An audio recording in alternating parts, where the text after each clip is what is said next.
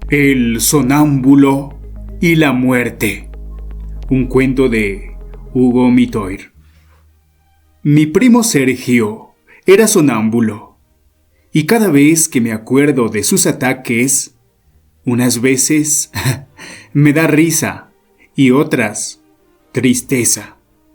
La verdad es que ser sonámbulo no es nada divertido. Cuando empezó con los ataques de somnambulismo, a los 10 u 11 años, no podía acordarse de lo que le ocurría y siempre nos enterábamos por su mamá o sus hermanos. Pero después de esa edad, ya podía relatar con todos los detalles cada vez que le daba uno. Y para mí, eran los cuentos más fantásticos y terroríficos que podía escuchar. La verdad es que yo presencié solamente uno de sus ataques, el que tuvo una siesta de domingo. Ese día habíamos vuelto de una pesca en Puerto Las Palmas, y pienso que ese ataque le dio por todas las cosas que nos ocurrieron en ese viaje de regreso. Más dieta no podíamos haber tenido. Salimos del puerto a la mañana, en nuestro sulky, cansados y mal dormidos. Los hermanos Barrero y yo, y a eso de las 10 más o menos. Veníamos al trotecito. De repente, el caballo pegó un corcoveo y unos relinchos y quedó desbocado, como loco. Nos pegamos un flor de julepe. Coco tiraba de las riendas para frenarlo y Sergio y yo nos queríamos tirar del sulky. Y en eso, al suelo todo el mundo. Se cayó el caballo en la cuneta. Tumbó el sulky y fuimos a parar a un charco, los tres juntos. El pobre animal empezó a temblar, vomitaba y pataleaba, y nosotros estábamos muy asustados. Recién ahí nos dimos cuenta de que se estaba muriendo el noble caballito, y enseguida se murió del todo nomás. Nos dio mucha pena, porque era muy bueno y guapo. Fue una lástima que estuviera tan viejo. Salimos del charco embarrados hasta la coronilla. Desenganchamos el sulky y acomodamos un poco las cosas. Entonces Coco, en su condición de hermano mayor y jefe de la expedición, nos dijo que teníamos que ir hasta la casa a buscar otro caballo. «¿A pie hasta la casa?», le gritó Sergio. «No hay otro remedio», le contestó Coco. Nos queríamos morir, porque la casa quedaba a unas 3 leguas, y si queríamos acortar camino había que atravesar montes, esteros y pajonales. Ahí nomás emprendimos la caminata entrando en un mogote, muertos de hambre y con sueño. Cada tanto hablábamos un poco. Después maldecíamos contra el caballo y contra Coco. Y otras veces caminábamos un largo trecho en absoluto silencio. La cosa es que después de esa travesía de 3 o 4 horas llegamos a la casa. Y ahí el tío Luis, el papá de Sergio, mandó a un peón a caballo a rescatar a Coco y a Sulky. Habíamos llegado arrastrando los pies con todo el cansancio de los 3 días de pesca. El julepe con el caballo muerto y encima esa terrible caminata. La tía Isabel nos sirvió un guiso de arroz y nos comimos 3 platos cada uno. Después nos acostamos a descansar. Sergio se acostó en su pieza y yo en un catre en el patio, debajo de un paraíso. Al rato me despertaron gritos y golpes. Escuché que Sergio gritaba que no lo maten y que le sacaran esas cosas que tenía en la cabeza, pero lo único que tenía en la cabeza eran sus pelos. Yo me senté en el catre y medio dormido vi que salían corriendo y gritando detrás de él, su mamá y su hermana. Lo alcanzaron cerca del corral, llorando y dando manotazos. Lo acariciaron y le dijeron que volviera a acostarse. Después de un rato, lo convencieron y lo llevaron de vuelta a la cama. Me acuerdo de que mi tía siempre decía que a un sonámbulo no hay que despertarlo de golpe, porque puede quedar tonto para siempre o morirse del susto. Porque cuando a una persona le da el ataque de somnambulismo, es como si estuviera viviendo otra vida. La cosa es que Sergio durmió toda la tarde y la noche. Cuando se despertó no se acordaba absolutamente de nada. Y así como esta situación, le ocurrieron otras cuantas más, según contaban sus familiares. Algunas eran muy graciosas, otras medio peligrosas. Hasta que un día Sergio me empezó a contar de sus ataques. Me dijo que no sabía si eran cosas que había hecho estando sonámbulo o si eran pesadillas. Estaba muy afligido porque sus padres no le creían. Le decían que solo eran malos sueños, que no hiciera caso y que no comiera tanto de noche, ni hablara de cosas raras, que con eso le iban a desaparecer esas pesadillas. Él tenía miedo, porque estaba seguro de que no eran sueños ni pesadillas, sino que se levantaba y, sonámbulo, recorría el corral o la chacra, o lo que es peor, a veces iba hasta el cementerio, que estaba a unos 500 metros. Lo primero que me contó fue de algunas noches en las que anduvo por el corral y el gallinero. Los animales estaban tan acostumbrados a verlo que no se asustaban con su presencia, ni las vacas, los terneros o gallinas, ni los gansos. Y eso que estos son los animales más bochincheros. Otras noches no solamente paseaba por la chacra de algodón, sino que llegaba hasta el cañaveral. Después yo me di cuenta de que se puso más serio y nervioso, y ahí me empezó a contar lo que más lo atormentaba. Me contó que una noche de luna, con mucha cerrazón, salió de su casa y caminó hasta el cementerio. Entró y recorrió los caminitos entre tumbas y panteones. Recordó que había mucha gente caminando por esos senderos. Algunos estaban sentados sobre las tumbas y otros parados. Nadie hablaba. Él tampoco. En ese instante le dije que estaba muy loco o muy borracho para haber soñado eso. Pero él ni siquiera se sonrió y muy serio me dijo que eso no era nada, y me empezó a contar otra cosa más terrorífica todavía. Una cosa que me puso la piel de gallina. Juro que hasta ahora me da escalofríos cuando recuerdo ese relato. Me contó que a la madrugada siguiente se levantó y volvió al cementerio. Entró y empezó a caminar. Había mucha neblina y estaba fresquito. De repente se le apareció una figura nueva. Era alta, con una capa negra muy ancha y larga, como la que usan los monjes, con una capucha que no le dejaba ver la cara, ni siquiera la nariz. Lo único que podía ver era su mano, que no tenía carne, era solo hueso, y en ella llevaba una guadaña. «Soy la muerte», le dijo la figura negra. Y Sergio me juró que no sintió miedo ni nada. Simplemente se quedó parado, mirándola, sin siquiera poder hablar. Quería preguntarle cosas, pero no le salía la voz.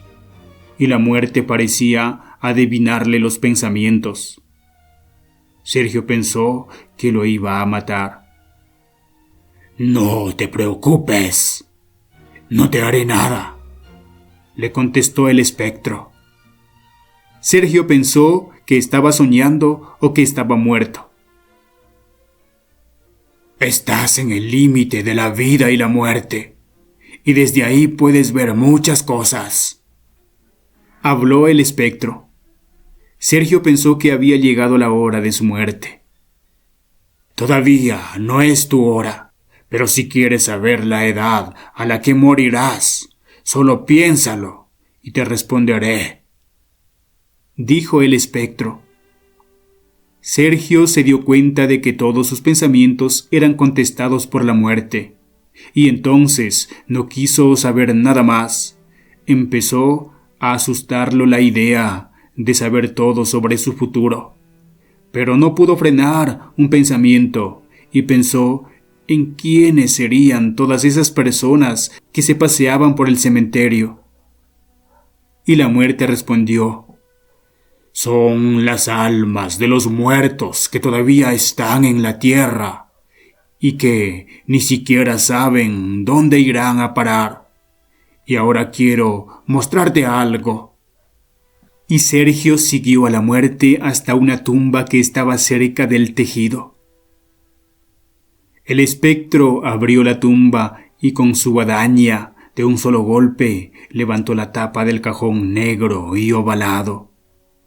Ahí se vio el cuerpo de un hombre que le pareció conocido. Era don Gilberto Casco, un hombre que había muerto hacía 3 días, un tipo antipático, malo como la peste, que tenía mucha plata y que, si te prestaba, seguro que terminabas en la calle, porque siempre había que entregarle las chacras y animales para pagar los intereses. El tío Luis siempre decía que ese tipo era un prestamista estafador. Y la muerte volvió a hablar. «Este tipo era un sinvergüenza que hizo sufrir a mucha gente solo para tener cada vez más plata. Pero lo que no sabía es que esa plata no le serviría de nada, ni siquiera para salvarlo de esto». Y con un rápido movimiento, la muerte le encajó un guadañazo y lo descabezó. La cabeza voló por el aire y cayó a un costado. Luego tapó el cajón y la tumba y agarró la cabeza de los pelos. Comenzaron a caminar. Fueron hacia el fondo del cementerio y casi en la esquina, la muerte le mostró un lugar en la tierra. Era una especie de círculo donde se notaba que la tierra estaba floja, como removida. La muerte empezó a escarbar con su guadaña hasta que hizo un pozo de medio metro de hondo y allí empezaron a aparecer otras cabezas sueltas. Y nuevamente habló la muerte. «En este lugar entierro las cabezas de las personas que irán al infierno. Desde aquí ya están en manos del diablo y poco a poco esas cabezas van hundiéndose en la tierra hasta llegar a un río profundo y entrar en los círculos del infierno». Sergio pensó si el diablo y la muerte no serían la misma cosa. «No», respondió la muerte. «Solemos andar juntos, pero no somos la misma cosa».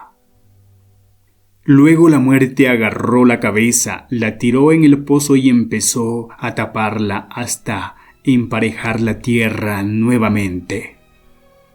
Cuando terminó de alisar el piso, volvieron a caminar entre las tumbas y a conversar. O mejor dicho, Sergio pensaba y la muerte contestaba. Ya estaban cerca de la salida y Sergio vio una figura diferente de todas las demás. Parecía una persona real, de carne y hueso. Se acercaron un poco más y lo reconoció. Era Quelito Paredes, un muchacho del lugar, de unos 20 y pico años, con una terrible deficiencia mental, pero que era capaz de reconocer a las personas y hasta podía llamarlas por su nombre. Sergio vio que Quelito movía la boca, reía y gesticulaba, pero él no podía escuchar nada y tampoco podía hablar. Entonces habló la muerte. En este estado no podrás escuchar ni hablar a ningún ser vivo. Él tampoco puede verme ni escucharme. Y el pobre Quelito seguía gesticulando, hablando, y lo tomaba del brazo a Sergio, como queriendo llevárselo. Ya puedes irte, dijo la muerte, y se quedó parada en medio de un caminito, envuelta en la neblina, donde la luna le daba de lleno y parecía agrandar su fantástica figura, haciendo brillar el filoso hierro de su guadaña. Sergio no quería pensar en eso. Lo invadía la desesperación y se esforzaba por pensar en cualquier otra cosa, hasta que finalmente no pudo más y pensó en cuánto faltaría para su muerte. Morirás a los 21 años, dijo la muerte, y se alejó caminando entre las tumbas. Y sin darse cuenta, Sergio empezó a llorar y a caminar con Quelito, que lo agarraba de un brazo, reía y gesticulaba. Desde ese momento, Sergio se aseguró que no se acordaba de nada más. No sabía cómo llegó a su casa, ni qué hizo Quelito, ni nada, y que este mismo relato se lo había contado a sus padres, pero estos le dijeron que había sido simplemente un mal sueño y que pronto olvidaría todo. Entonces Sergio, más preocupado por él mismo que por hacer creer el relato a su familia, un día buscó a Quelito, lo trajo hasta su casa y delante de sus padres le dijo: Quelito, contales que me encontraste la otra noche en el cementerio. Y Quelito, que reía con la risa de los tontos, gesticulaba y se apretaba con todas sus fuerzas las dos manos juntas bajo el mentón, respondió: y que estaba en el cementerio. Los padres de Sergio y sus hermanos lo miraron a Quelito y luego a él, y casi a coro le respondieron: ¿Cómo le vas a creer? Él va a decir cualquier cosa. Hasta puede decir que te vio volando. No pienses más en eso. Entonces Sergio, que no terminaba de convencerse, lo llevó a Quelito afuera y allí, cerca del galpón, le prometió que le daría plata para el vino si decía la verdad. ¿Me viste o no me viste en el cementerio? Decime la verdad. Si no me viste igual, te voy a dar la plata. Y vos estaba en el cementerio. A Sergio lo invadieron la angustia y el miedo, y lloró. Su vida empezó a cambiar, tenía miedo a la muerte. Todo eso le hacía dudar de si había sido ataques de sonámbulo o pesadillas. Ya no sabía a quién creer. Por suerte, en los ataques que tuvo después, ya no andaba por el cementerio, ni se encontraba con la muerte. Pero la duda que siempre rondaba su cabeza era saber si esas cosas lo soñaba o las vivía como sonámbulo.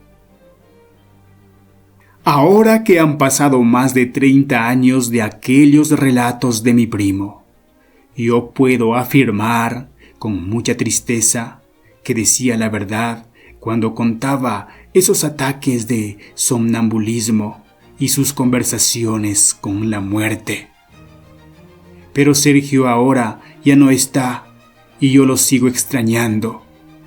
Murió en la madrugada de un 21 de abril cuando apenas tenía 21 años.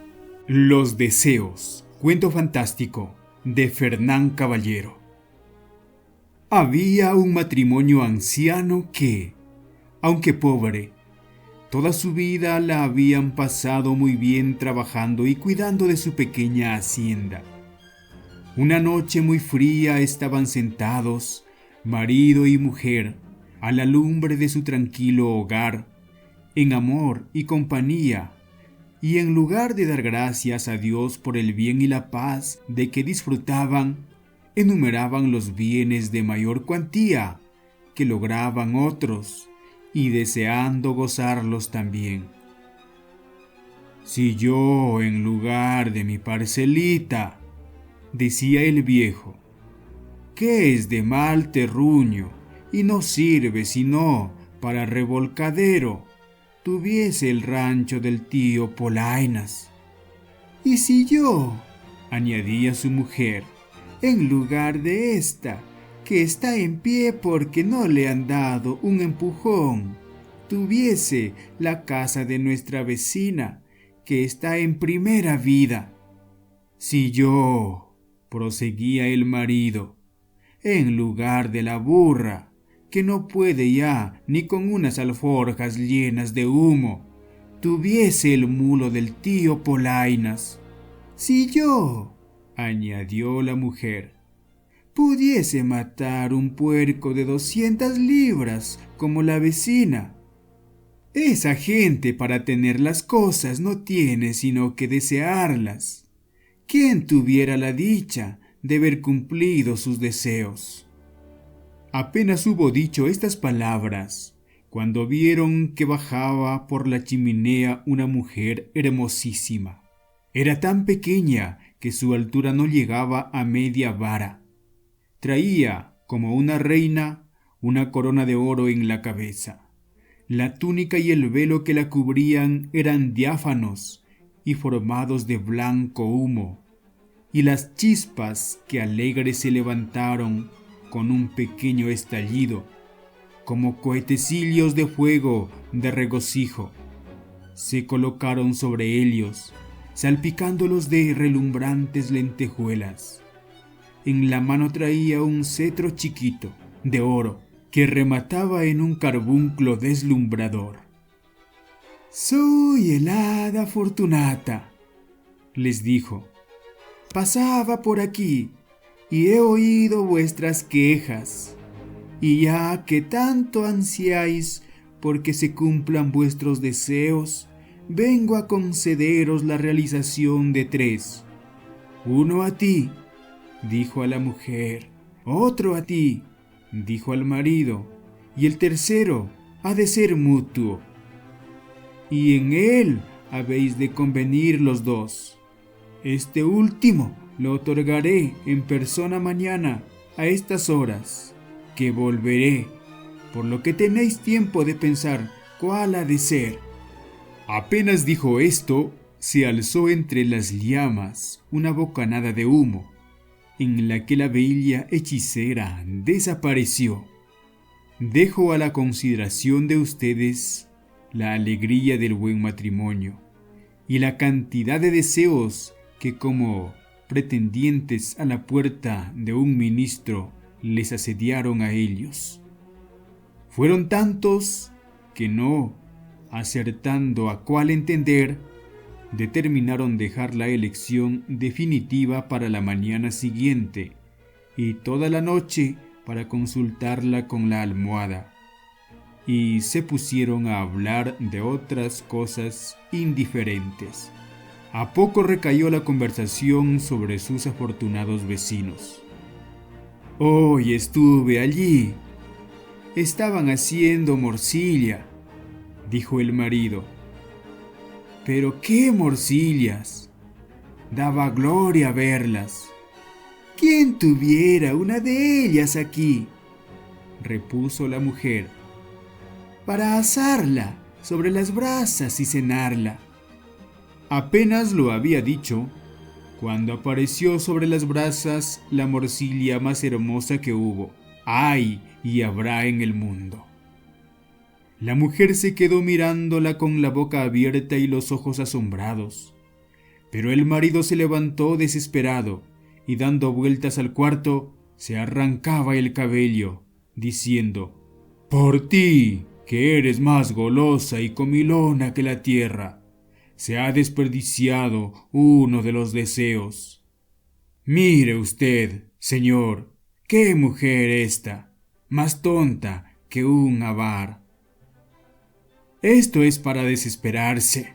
Reniego de ti y de la morcilla, y no quisiese más sino que se te pegase a las narices.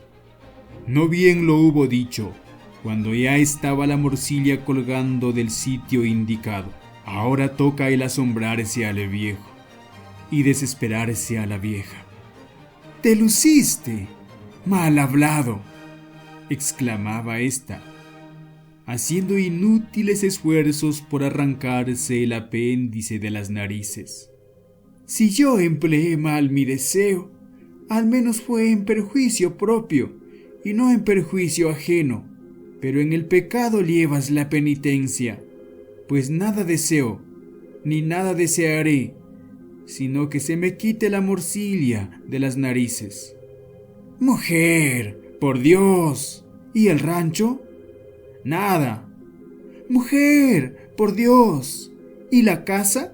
«Nada».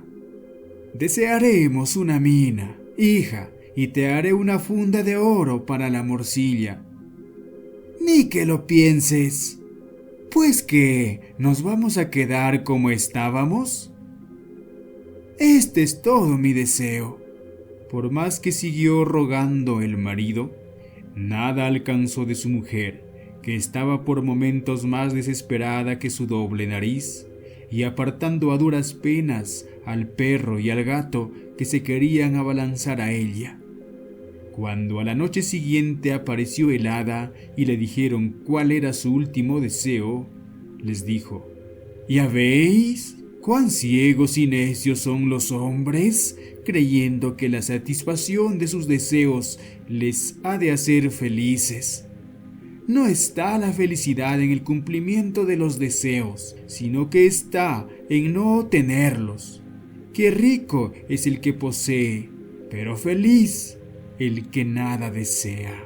El almohadón de plumas, un cuento de Horacio Quiroga. Su luna de miel fue un largo escalofrío. Rubia, angelical y tímida, el carácter duro de su marido heló sus soñadas niñerías de novia. Ella lo quería mucho, sin embargo, a veces con un ligero estremecimiento cuando, volviendo de noche juntos por la calle, echaba una furtiva mirada a la alta estatura de Jordan, mudo desde hacía una hora. Él, por su parte, la amaba profundamente, sin darlo a conocer. Durante 3 meses se habían casado en abril. Vivieron una dicha especial. Sin duda hubiera ella deseado menos severidad en ese rígido cielo de amor, más expansiva e incauta ternura, pero el impasible semblante de su marido lo contenía siempre. La casa en que vivían influía un poco en sus estremecimientos. La blancura del patio silencioso, frisos, columnas y estatuas de mármol, producía una otoñal impresión de palacio encantado.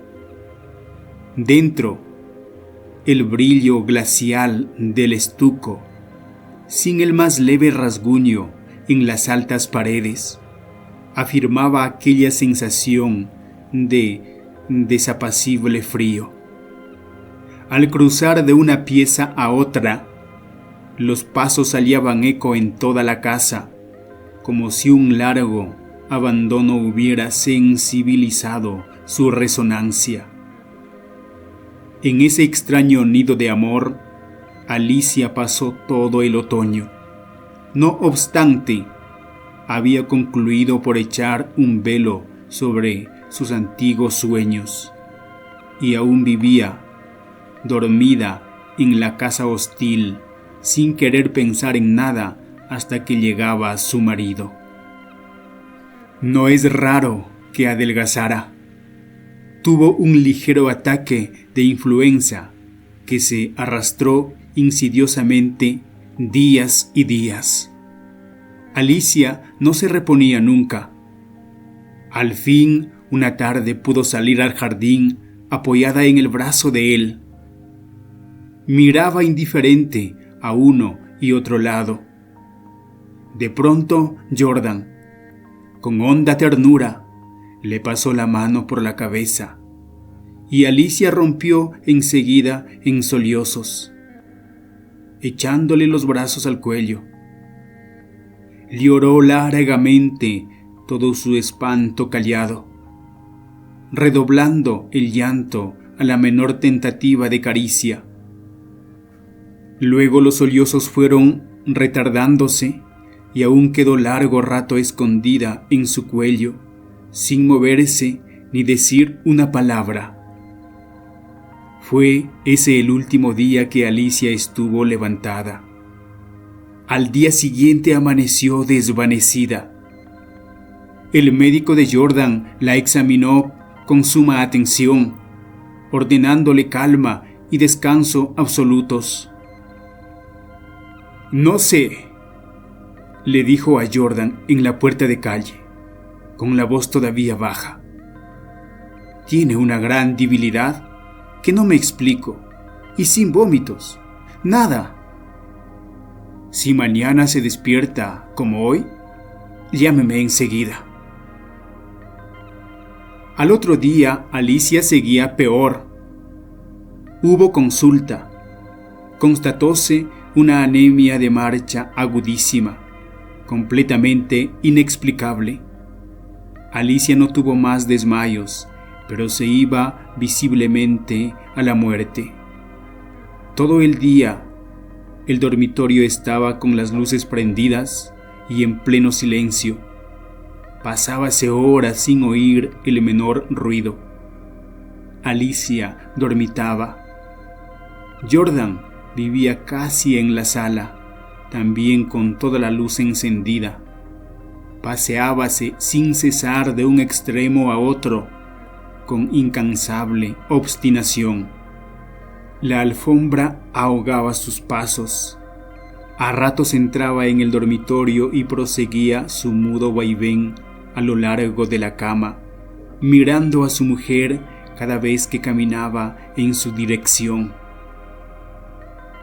Pronto, Alicia comenzó a tener alucinaciones, confusas y flotantes al principio, y que descendieron luego a ras del suelo. La joven, con los ojos desmesuradamente abiertos, no hacía sino mirar la alfombra a uno y otro lado del respaldo de la cama. Una noche se quedó de repente mirando fijamente. Al rato abrió la boca para gritar y sus narices y labios se perlaron de sudor. «¡Jordan! ¡Jordan!», clamó, rígida de espanto, sin dejar de mirar la alfombra. Jordan corrió al dormitorio y al verlo aparecer Alicia dio un alarido de horror. «¡Soy yo, Alicia! ¡Soy yo!». Alicia lo miró con extravío. Miró la alfombra, volvió a mirarlo y después de largo rato de estupefacta confrontación, se serenó. Sonrió y tomó entre la suya la mano de su marido, acariciándola, temblando. Entre sus alucinaciones más porfiadas, hubo un antropoide, apoyado en la alfombra, sobre los dedos, que tenía fijos en ella los ojos. Los médicos volvieron inútilmente.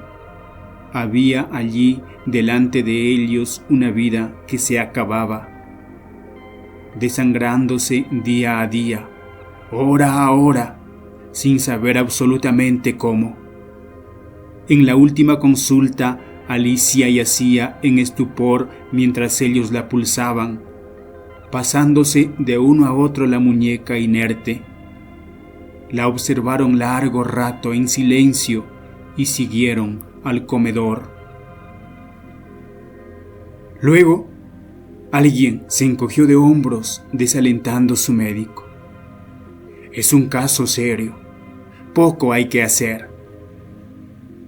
Solo eso faltaba, resopló Jordan y tamborileó bruscamente sobre la mesa. Alicia fue extinguiéndose en su delirio de anemia, agravado de tarde, pero que remitía siempre en las primeras horas.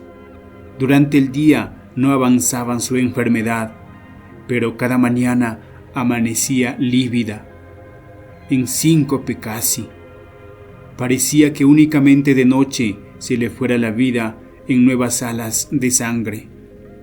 Tenía siempre al despertar la sensación de estar desplomada en la cama, con 1.000.000 de kilos encima. Desde el tercer día, este hundimiento no la abandonó más. Apenas podía mover la cabeza. No quiso que le tocaran la cama, ni aun que la arreglaran el almohadón.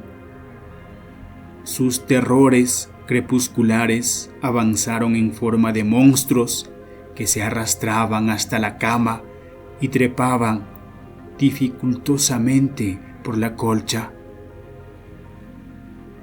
Perdió luego el conocimiento. Los 2 días finales deliró sin cesar a media voz. Las luces continuaban fúnebremente encendidas en el dormitorio y la sala. En el silencio agónico de la casa no se oía más que el delirio monótono que salía de la cama y el rumor ahogado de los eternos pasos de Jordan. Alicia murió, por fin. La sirvienta, que entró después de deshacer la cama, sola ya, miró un rato extrañada el almohadón. «¡Señor!», llamó a Jordan con voz baja. «En el almohadón hay manchas que parecen de sangre». Jordan se acercó rápidamente y se dobló a su vez. Efectivamente, sobre la funda, a ambos lados del hueco que había dejado la cabeza de Alicia, se veían manchitas oscuras. «Parecen picaduras», murmuró la sirvienta después de un rato de inmóvil observación. «Levántalo a la luz», le dijo Jordan. La sirvienta lo levantó, pero enseguida lo dejó caer y se quedó mirando a aquel, lívida y temblando, sin saber por qué. Jordan sintió que los cabellos se le erizaban. «¿Qué hay?», murmuró con la voz ronca. «Pesa mucho», articuló la sirvienta, sin dejar de temblar. Jordan lo levantó. Pesaba extraordinariamente. Salieron con él, y sobre la mesa del comedor Jordan cortó funda y envoltura de un tajo. Las plumas superiores volaron, y la sirvienta dio un grito de horror con toda la boca abierta, llevándose las manos crispadas a los bandos. Sobre el fondo, entre las plumas, moviendo lentamente las patas velludas, había un animal monstruoso, una bola viviente y viscosa. Estaba tan hinchado que apenas se le pronunciaba la boca. Noche a noche, desde que Alicia había caído en cama, había aplicado sigilosamente su boca su trompa, mejor dicho, a las sienes de aquella, chupándole la sangre. La picadura era casi imperceptible. La remoción diaria del almohadón había impedido sin duda su desarrollo, pero desde que la joven no pudo moverse, la succión fue vertiginosa. En 5 días, en 5 noches, había vaciado a Alicia. Estos parásitos de las aves, diminutos en el medio habitual, llegan a adquirir en ciertas condiciones proporciones enormes. La sangre humana parece serles particularmente favorable, y no es raro aliarlos en los almohadones de plumas. Fin del cuento. El pájaro de oro. En tiempos remotos vivía un rey, cuyo palacio estaba rodeado de un hermoso parque, donde crecía un árbol que daba manzanas de oro. A medida que maduraban, las contaban, pero una mañana faltó una. Dióse parte del suceso al rey, y él ordenó que todas las noches se montase guardia al pie del árbol. Tenía el rey 3 hijos, y al oscurecer envió al mayor de centinela al jardín. A la medianoche, el príncipe no pudo resistir el sueño, y a la mañana siguiente faltaba otra manzana.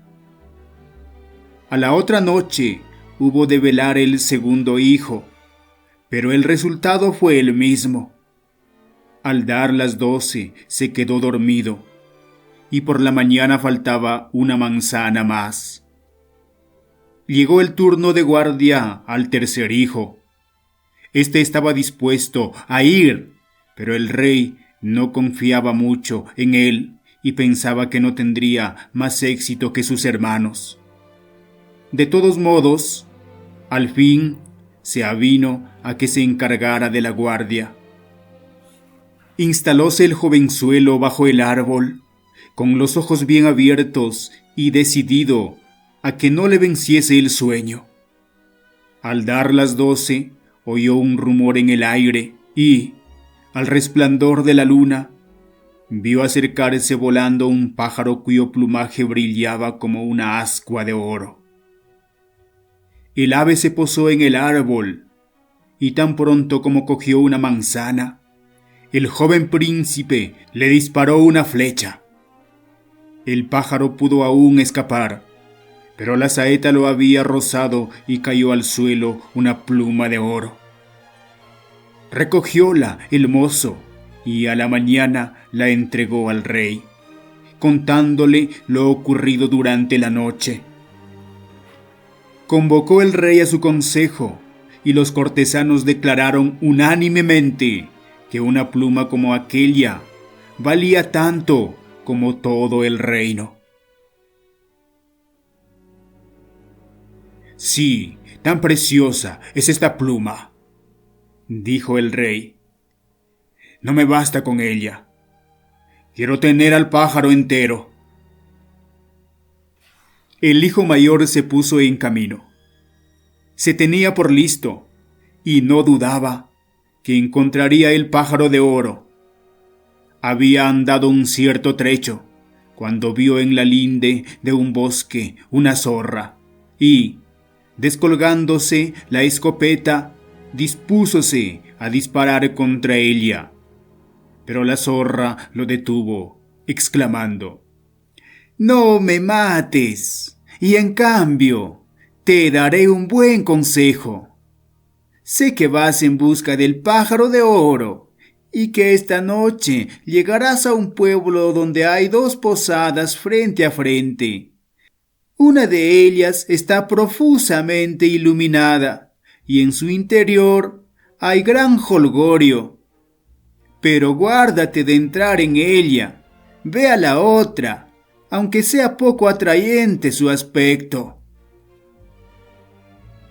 «¿Cómo puede darme un consejo este necio animal?», pensó el príncipe, oprimiendo el gatillo, pero erró la puntería y la zorra se adentró rápidamente en el bosque con el rabo tieso.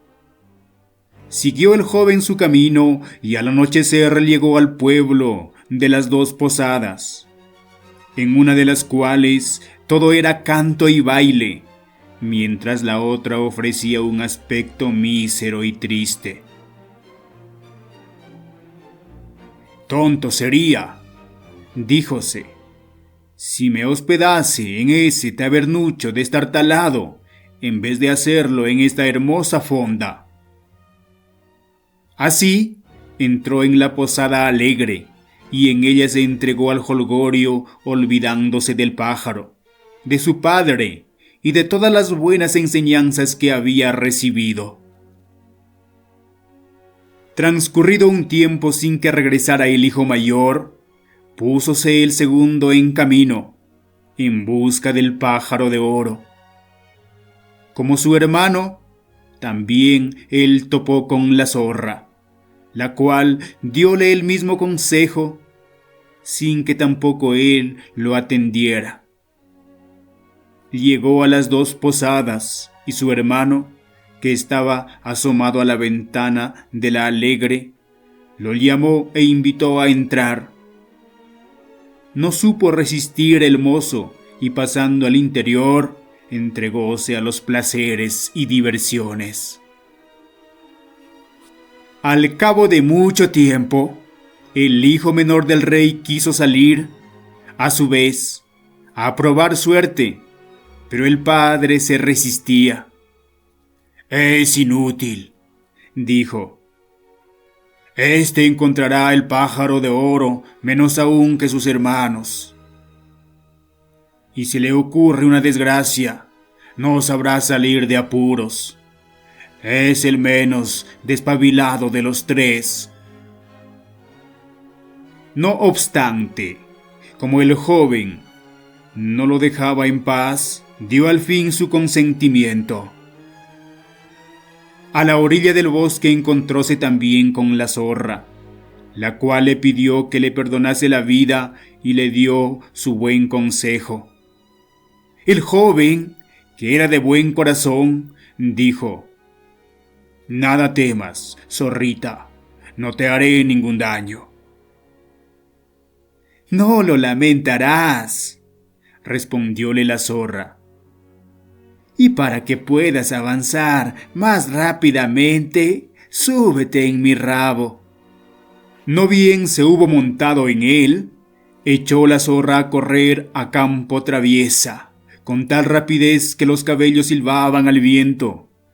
Al llegar al pueblo, desmontó el muchacho, y siguiendo el buen consejo de la zorra, hospedóse, sin titubeos, en la humilde posada, donde pasó una noche tranquila. A la mañana siguiente, en cuanto salió al campo, esperábalo ya la zorra, que le dijo: «Ahora te diré lo que debes hacer. Sigue siempre en línea recta.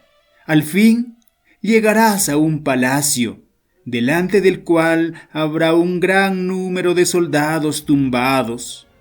Pero no te preocupes, pues estarán durmiendo y roncando. Pasa por en medio de ellos, entra en el palacio y recorre todos los aposentos, hasta que llegues a uno más pequeño, en el que hay un pájaro de oro encerrado en una jaula de madera. Al lado verás otra jaula de oro, bellísima, pero vacía, pues solo está como adorno. Guárdate mucho de cambiar el pájaro de la jaula ordinaria a la lujosa, pues lo pasarías mal». Pronunciadas estas palabras, la zorra volvió a extender la cola y el príncipe montó en ella, y otra vez empezó la carrera a campo traviesa, mientras los cabellos silbaban al viento. Al bajar frente al palacio, lo encontró todo tal y como le predijera la zorra. Entró el príncipe en el aposento donde se hallaba el pájaro de oro en su jaula de madera. al lado de la cual había otra, dorada, y en el suelo vio las 3 manzanas de su jardín. Pensó el joven que era una lástima que un ave tan bella hubiese de alojarse en una jaula tan fea, por lo que, abriendo la puerta, cogió el animal y lo pasó a la otra. En aquel mismo momento el pájaro dejó oír un agudo grito. Despertáronse los soldados y prendiendo al muchacho, lo encerraron en un calabozo. A la mañana siguiente lo llevaron ante un tribunal y como confesó su intento, fue condenado a muerte. El rey, empero, le ofreció perdonarle la vida a condición de que le trajese el caballo de oro, que era más veloz que el viento. Si lo hacía, él le daría además en premio el pájaro de oro. Púsose el príncipe en camino, suspirando tristemente, pues ¿dónde iba a encontrar el caballo de oro? De pronto vio parada en el camino a su antigua amiga, la zorra. ¿Ves?, le dijo, esto te ha ocurrido por no hacerme caso. Pero no te desanimes. Yo me preocupo de ti y te diré cómo puedes llegar al caballo de oro. Marcha siempre de frente y llegarás a un palacio en cuyas cuadras está el animal. Delante de las cuadras estarán tendidos los caballerizos, durmiendo y roncando, y podrás sacar tranquilamente el caballo. Pero una cosa debo advertirte. Ponle la silla mala de madera y cuero, y no la de oro que verás colgada a su lado. De otro modo, lo pasarás muy mal. Y estirando la zorra el rabo, montó el príncipe en él, y emprendieron la carrera a campo traviesa, con tanta velocidad que los cabellos silbaban al viento. Todo ocurrió como la zorra había predicho. El muchacho llegó al establo donde se encontraba el caballo de oro, pero al ir a ponerle la silla mala, pensó: es una vergüenza para un caballo tan hermoso el no ponerle la silla que le corresponde. Mas apenas la de oro hubo tocado al animal, este empezó a relinchar ruidosamente. Despertaron los mozos de cuadra, prendieron al joven príncipe y lo metieron en el calabozo. A la mañana siguiente, un tribunal le condenó a muerte, pero el rey le prometió la vida y el caballo de oro si era capaz de traerle la bellísima princesa del castillo de oro. Se puso en ruta el joven muy acongojado, y por fortuna suya, no tardó en salirle al paso la fiel zorra. Debería abandonarte a tu desgracia, le dijo el animal, pero me das lástima y te ayudaré una vez más. Este camino lleva directamente al castillo de oro. Llegarás a él al atardecer y por la noche, cuando todo esté tranquilo y silencioso, la hermosa princesa se dirigirá a la casa de los baños. Cuando entre, te lanzas sobre ella y le das un beso. Ella te seguirá y podrás llevártela. Pero guárdate de permitirle que se despida de sus padres, pues de otro modo lo pasarás mal. Estiró la zorra el rabo, montóse el hijo del rey y otra vez a todo correr, a campo traviesa, mientras los cabellos silbaban al viento. Al llegar al castillo de oro, todo ocurrió como predijera la zorra. Esperó el príncipe hasta medianoche y cuando todo el mundo dormía y la bella princesa se dirigió a los baños, avanzando él, de improviso, le dio un beso. Díjole ella que se marcharía muy a gusto con él, pero le suplicó con lágrimas que le permitiese antes despedirse de sus padres. Al principio, el príncipe se resistió a sus ruegos, pero al ver que la muchacha seguía llorando y se arrodillaba a sus pies, acabó por ceder. Apenas hubo tocado la princesa el lecho de su padre, despertóse éste, y todas las gentes del castillo prendieron al doncel y lo encarcelaron. A la mañana siguiente le dijo el rey: «Te has jugado la vida y la has perdido. Sin embargo, te haré gracia de ella.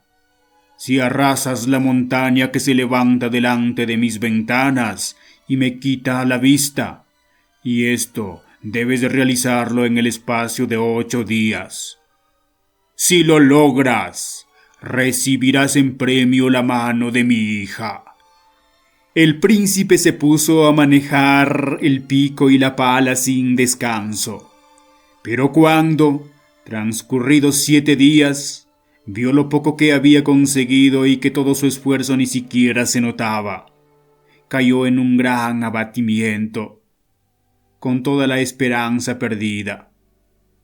Pero al anochecer del día 7 se presentó la zorra y le dijo: «No mereces que me preocupe de ti, pero vete a dormir, yo haré el trabajo en tu lugar». A la mañana, al despertar el mozo y asomarse a la ventana, la montaña había desaparecido. Corrió rebosante de gozo a presencia del rey y le dio cuenta de que su condición quedaba satisfecha, por lo que el monarca hubo de cumplir su palabra y entregarle a su hija. Marcháronse los dos y al poco rato se le acercó la zorra. «Tienes lo mejor, es cierto, pero a la doncella del castillo de oro le pertenece también el caballo de oro». «¿Y cómo podré ganármelo?», preguntó el joven. «Voy a decírtelo.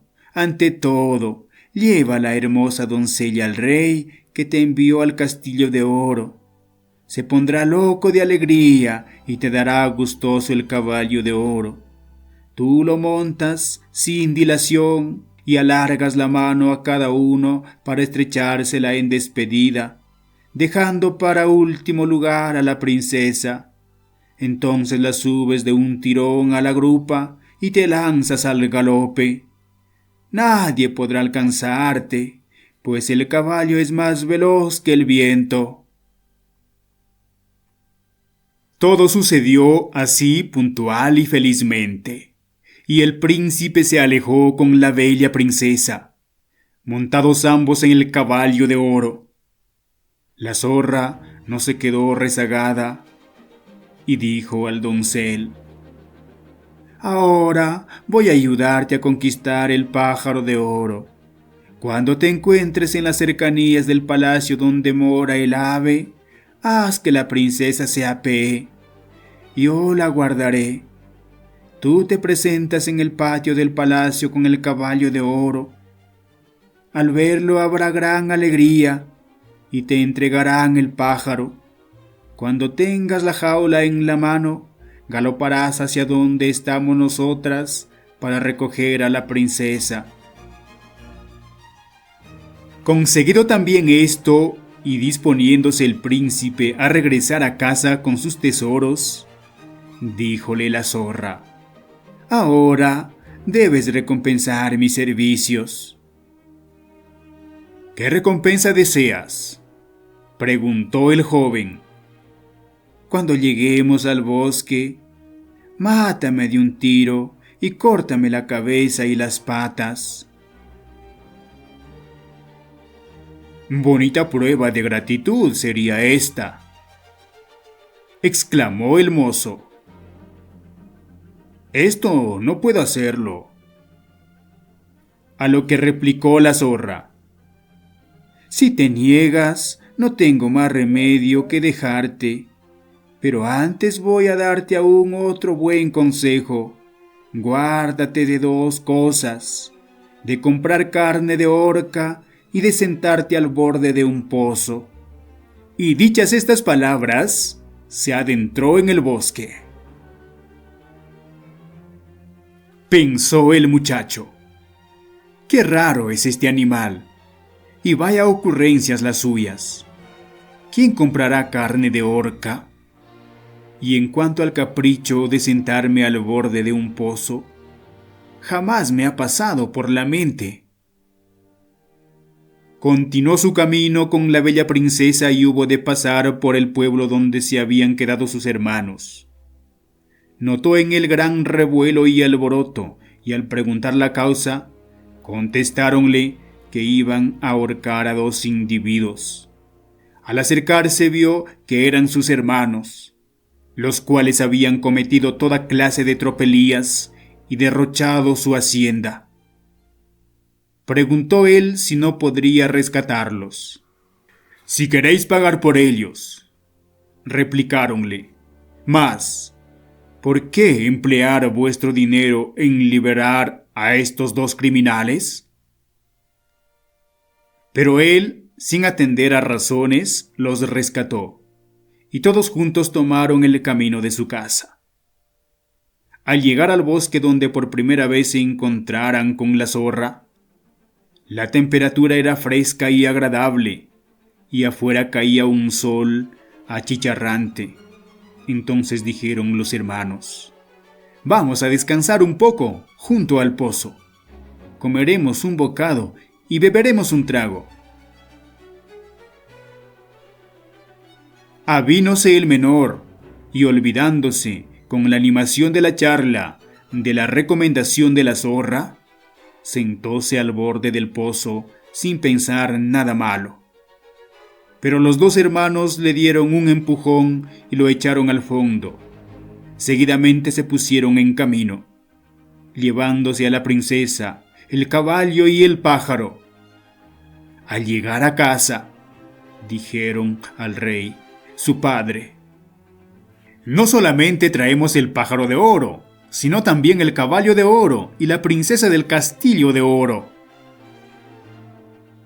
Hubo grandes fiestas y regocijos, y todo el mundo estaba muy contento. Aparte el caballo, que se negaba a comer, el pájaro, que no quería cantar, y la princesa, que permanecía retraída y llorosa. El hermano menor no había muerto.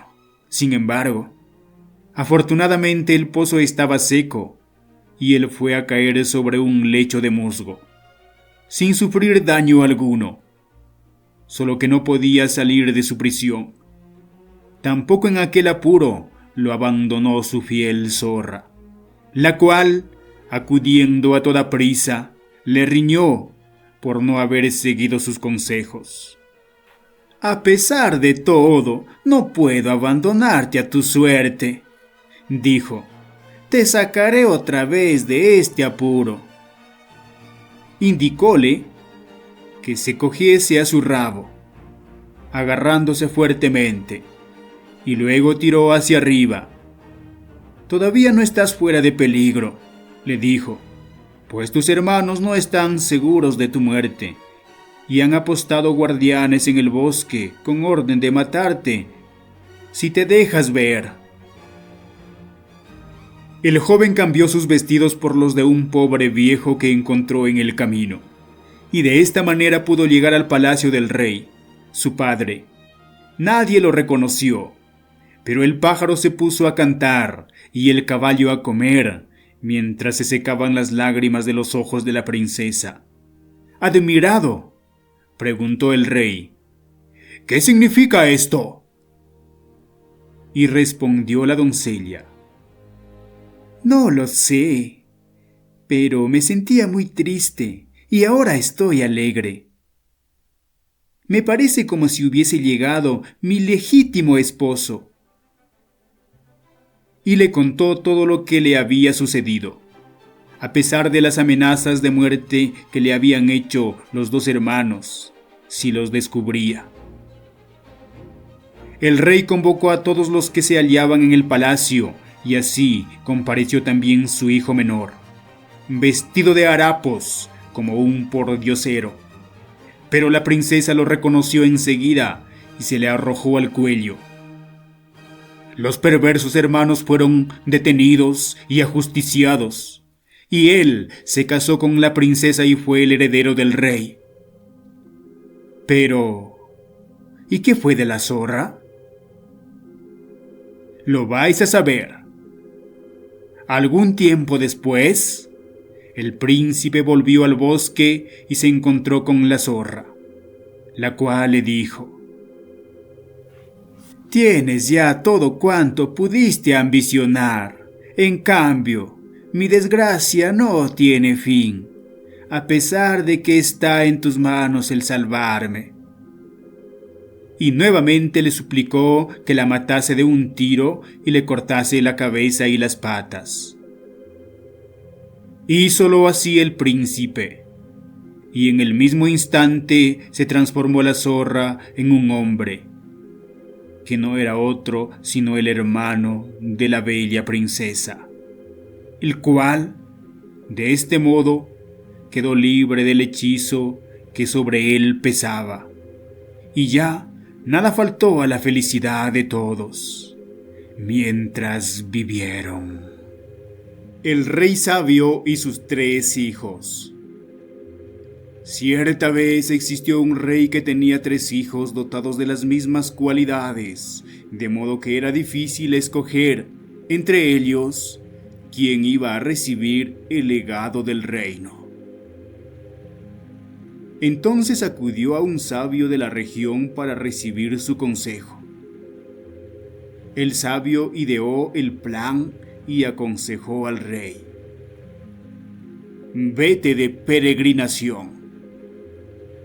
Así el rey llamó a sus 3 hijos y les dio a cada uno la misma cantidad de semillas de unas hermosas flores.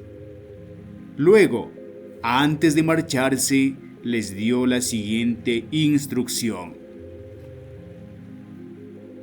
«Preservad estas semillas tan bien como sea posible, porque vuestras vidas dependen de ellas, y cuando regrese me informaréis de lo ocurrido con ellas».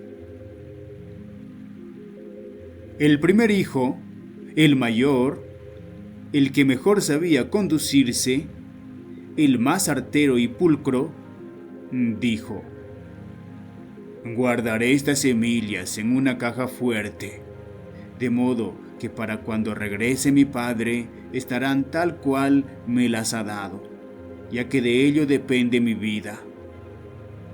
Y procedió con la idea de guardarlo tal como se propuso. El segundo hijo dijo: «Como las semillas deben ser preservadas, mientras dure la ausencia de mi padre, las venderé y guardaré el dinero, y el día que él regrese, las volveré a comprar y él no se dará cuenta. Sin embargo, las especies estarán tan frescas como me los dio, pues guardarlo no puedo porque hay el riesgo de que se pudran». Y así lo hizo. El tercer hijo dijo: «Lo que nos dio son semillas. Eso debe significar algo. Y como las semillas están hechas para germinar y crecer en la superficie de la tierra, prepararé el terreno y la sembraré sobre ella para que adorne el jardín». Al cabo de un año, el padre regresó y, evidentemente, examinó a cada uno de sus hijos. El hijo mayor abrió la caja fuerte y dijo a su padre: «Mi señor, Aquí tiene las semillas que me las dio. Están bien conservadas, tal como usted me las dio. Pero el rey dijo: ¡Estúpido! Las semillas no se conservan en cajas de seguridad. Solo se preservan si las dejas morir y las permites renacer. Luego se dirigió al segundo hijo diciendo: Tú entendiste mejor que tu hermano mayor. Pero, como la cantidad de la semilla sigue siendo la misma, y que ellas se multiplican en millones, naturalmente, has cometido un grave error en el intento de preservar tal cual te las di. Después se dirigió al menor, quien le condujo hacia el jardín para mostrárselo, diciendo: Padre, yo las esparcí por el suelo y se han convertido en plantas. Sin embargo, pronto florecerán y harán sus propias semillas, de modo que usted las recogerá, multiplicado en millones. El rey declaró: Ganaste la prueba, muchacho. Tú serás mi sucesor, porque la única forma de preservar la semilla es permitiéndole morir para que pueda renacer. La cueva tenebrosa. Había una vez un pueblo en el que lo más temido era perderse de noche y acabar en la cueva tenebrosa. De aquel lugar no había vuelto nadie. Y cuando alguien se perdía por allí, lo último que se oía era un gran grito de terror y luego unas enormes risotadas. La gente del pueblo vivía aterrorizada ante la posibilidad de que el monstruo un día abandonara la cueva, y llenaban la entrada con regalos y comida que al poco desaparecían. Un día llegó por aquella zona un joven a quien la situación pareció tan injusta que decidió entrar a la cueva y enfrentarse al monstruo. El joven pidió algo de ayuda, pero todos eran tan miedosos que ninguno se acercó lo más mínimo a la entrada de la cueva. Entró en la cueva alumbrándose con una antorcha y llamando al monstruo, dispuesto a hablar con él y explicarle la situación. Al principio, el monstruo rió largo rato.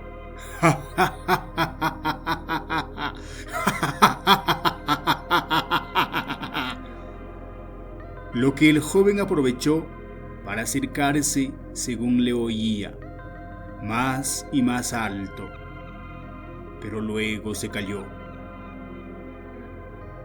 Y el joven tuvo que seguir caminando sin saber a dónde, hasta que llegó a una grandísima caverna. Al fondo le pareció adivinar la figura del monstruo, y en cuanto se acercó un poco, sintió un fuerte golpe en la espalda que le empujó hacia adelante, hacia un agujero en la roca que no pudo evitar, y cayó. Sintiéndose morir, lanzó su último grito, y fue entonces cuando oyó las grandes risotadas.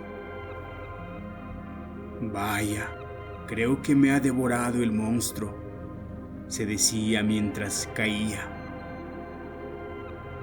Pero según iba cayendo, sintió música y voces y más claridad, y cuando dejó de caer y fue a parar contra un suelo blando, oyó un grito unánime: ¡Sorpresa! y sin creérselo, se encontró enseguida en medio de una gran fiesta. Allí estaban todos los que nunca habían vuelto al pueblo, y le explicaron que aquel lugar era idea de un antiguo alcalde del pueblo, que trató de hacer grandes cosas y no pudo por el miedo que siempre tenían sus vecinos, y que cansado de aquella vida de miedo, había inventado la historia del monstruo para demostrarles el poco sentido que tenía su actitud. Así que allí se quedó el joven, disfrutando de la fiesta en compañía de todos aquellos que se habían atrevido a acercarse a la cueva. ¿Y en el pueblo? En el pueblo aún siguen pensando que la cueva tenebrosa es el peor de los castigos. Autor: Pedro Pablo Sacristán.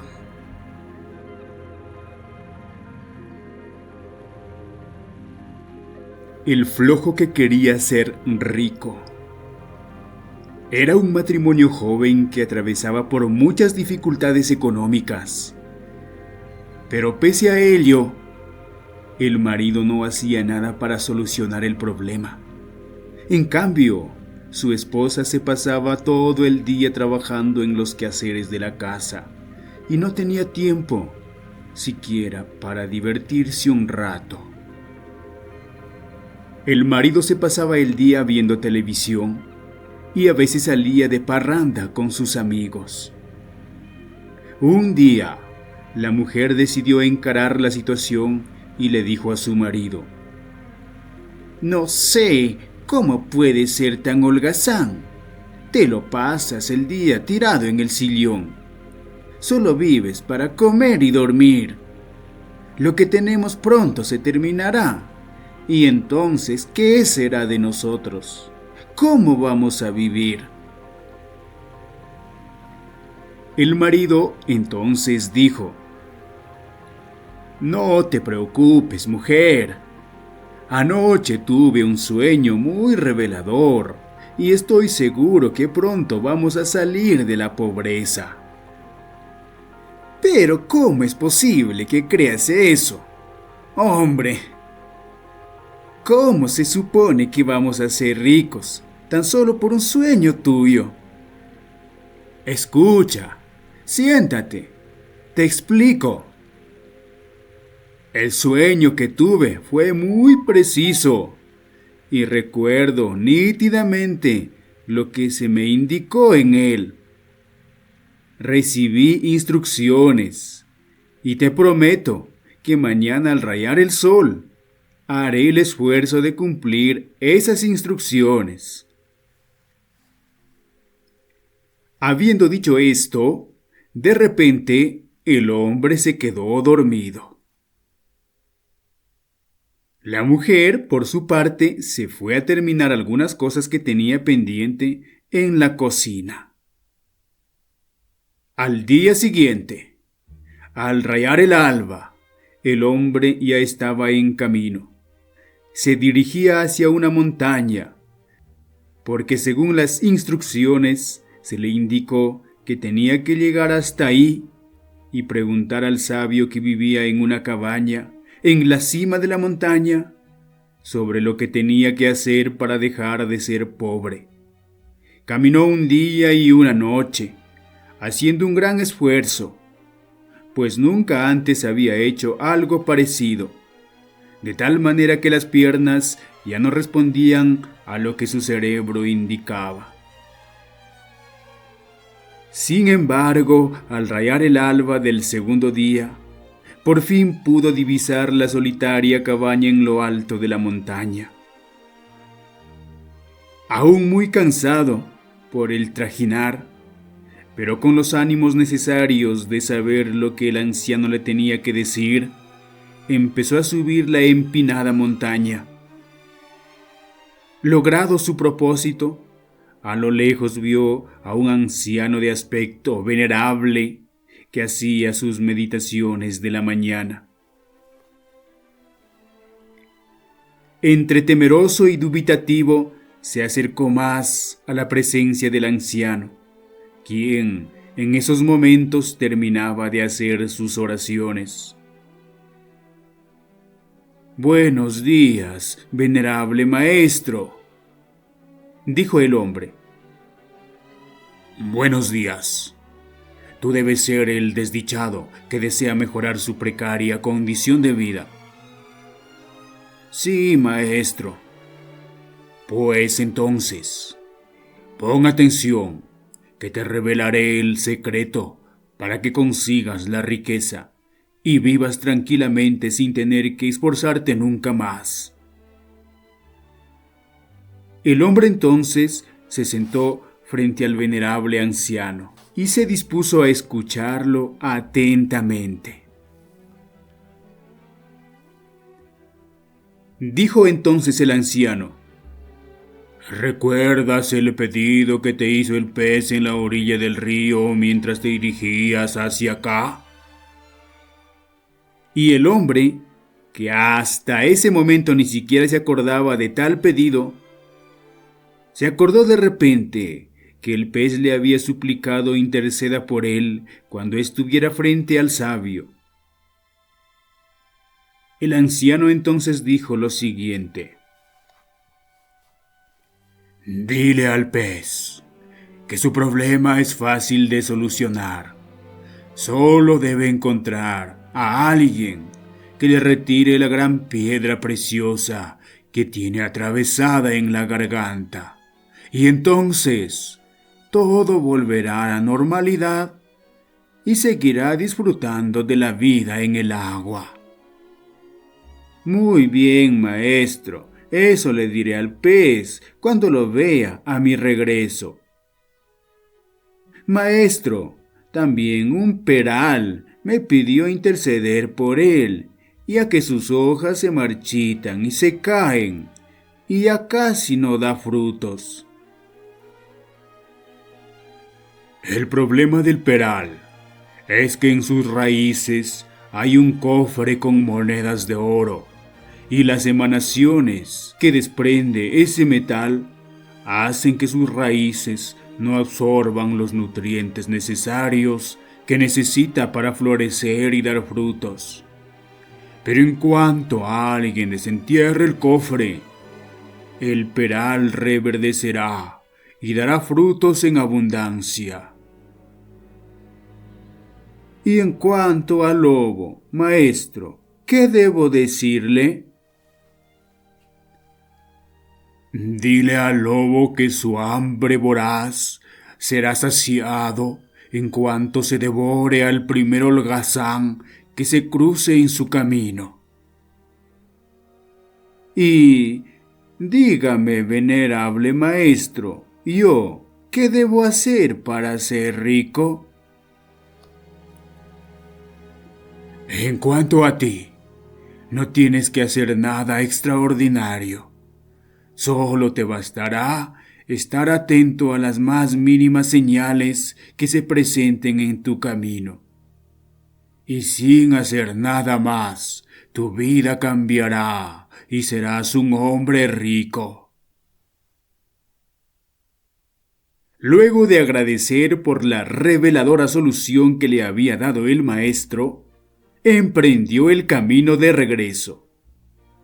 Esta vez ya con más ánimos y entusiasmo, parecía que avanzaba más. Cuando se acercaba al río y se disponía a cruzar a la otra orilla, se le apareció el pez.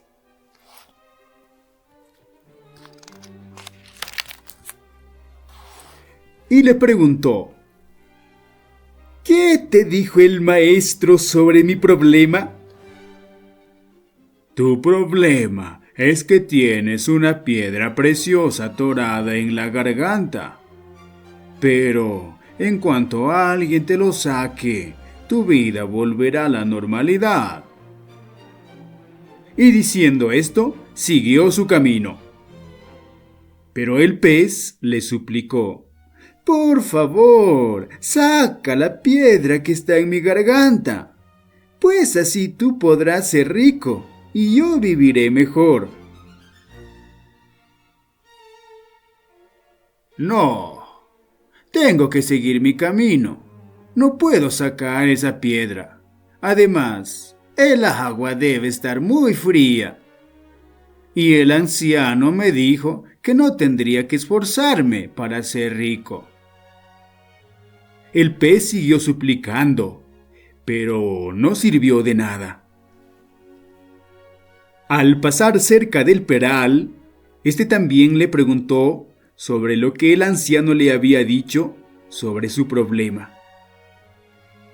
Y dijo entonces el hombre: tus hojas se marchitan y no puedes florecer y dar frutos, porque en tus raíces hay un cofre lleno de monedas de oro que están afectando e impidiendo la absorción de los nutrientes.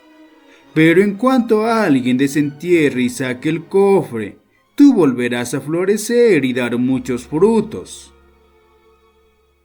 Y diciendo esto, siguió su camino. El peral entonces dijo: pero, ¿qué haces? ¿Por qué no desentierras el cofre? ¿Acaso no quieres ser rico? Sí, pero el sabio me dijo que yo no tengo que hacer nada, solo regresar a mi casa, y sin esfuerzo seré rico. Es muy cansado el trabajo que me pides. Te ayudaría, pero la tierra está muy dura y hace mucho calor. Lo siento, pero tengo que seguir mi camino. Y efectivamente, sin prestar atención a nada más y con mucha prisa, seguía su camino de regreso. Le faltaba un último recado que dar. Y al pasar cerca de una caverna, el lobo se atravesó en su camino y le preguntó: entonces, buen hombre, ¿ya tienes la solución para ser rico? Sí, amigo lobo, el anciano sabio me ha dado la solución. Entonces empezó a relatar al lobo todo lo que el anciano le había dicho y todo lo que le ocurrió en el camino de regreso. ¡Caramba! ¡Qué afortunado!, dijo el lobo. Pero tendrás que ir con mucho cuidado. No vaya a ser que te asalten y te roben. Aunque pienso que la piedra preciosa lo llevarás en tu bolso. Pero, ¿y el cofre con las monedas de oro? ¿Dónde está? ¡Qué piedra preciosa, ni qué cofre! ¿Por qué tendría que hacer esos trabajos? El sabio me dijo que solamente me limitara a desandar el camino de vuelta y no tendría que hacer nada más para ser rico. ¡Qué fortuna, amigo!, dijo el lobo. Y en cuanto a mí, ¿qué te dijo el anciano? Ah, tú solo tienes que devorar al primer holgazán que se cruce en tu camino y tu problema se solucionará. ¡Qué sabio en verdad es ese anciano!, dijo el lobo, mientras se relamía el hocico y se abalanzaba contra el ingenuo holgazán. Solo hay 3 cosas que no pueden volver atrás: las flechas, las palabras y las oportunidades perdidas. No existe la falta de tiempo, existe la falta de interés, porque cuando la gente realmente quiere, la madrugada se vuelve día, el lunes se vuelve sábado y un momento se vuelve una oportunidad. Amigas y amigos, seguidores del Baúl de los Cuentos, un saludo cordial para todos ustedes. Espero que cada cuento que vamos compartiendo sea de mucho interés y aprendizaje para todos ustedes. Sigan compartiendo, dándole a me gusta y comentando los videos. ¡Hasta la próxima!